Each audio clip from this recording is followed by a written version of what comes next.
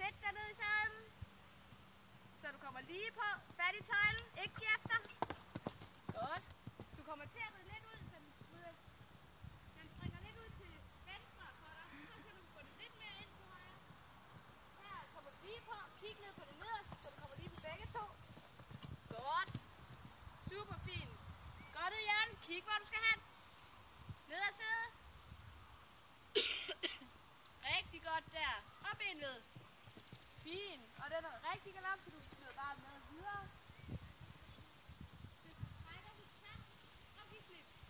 Tag, og du må gerne trække til, så den finder ud af. Du glemte det sidste der. Ja. Ja, fint.